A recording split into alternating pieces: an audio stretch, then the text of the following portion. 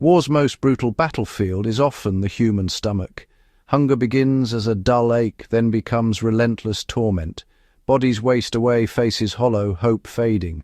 Families make impossible choices: who eats, who starves. Desperation drives people to risk everything for scraps. This is the true horror of wartime hunger, a slow collapse of body, mind, and community.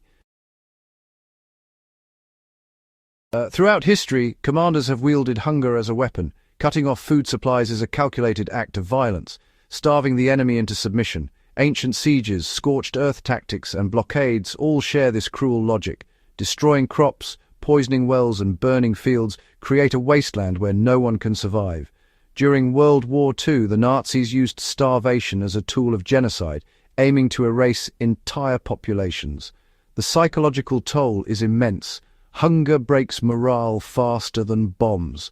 Soldiers grow weak, civilians suffer, and the cries of the starving become a weapon in themselves.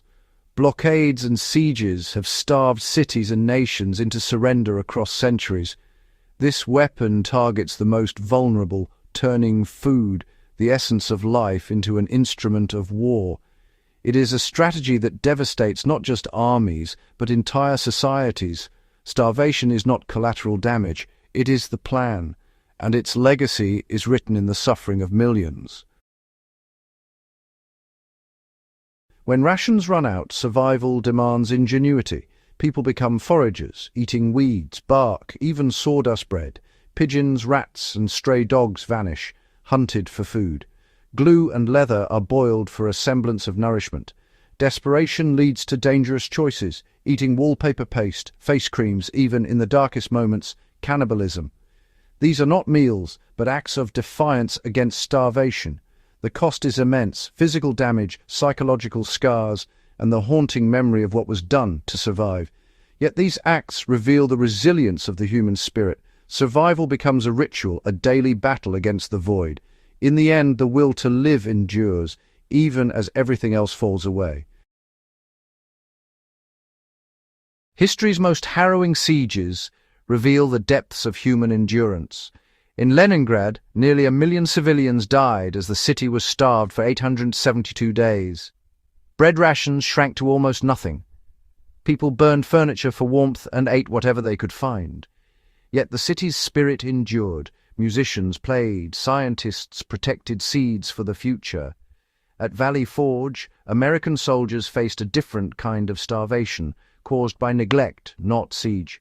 Barefoot in the snow, they survived on fire cake and hope. Disease claimed thousands, but shared suffering forged a disciplined army. Both Leningrad and Valley Forge show that starvation tests not just bodies, but the very soul of a community. In both cases, endurance was an act of resistance. The survivors' stories are testaments to the power of collective will. Even in the darkest winters, people found ways to hold on. These events remind us that survival is not just about food, but about purpose and unity. The legacy of endurance is written in the lives rebuilt after the hunger ends, and in the lessons passed down to future generations. Wartime starvation exposes both the cruelty of war and the resilience of the human spirit.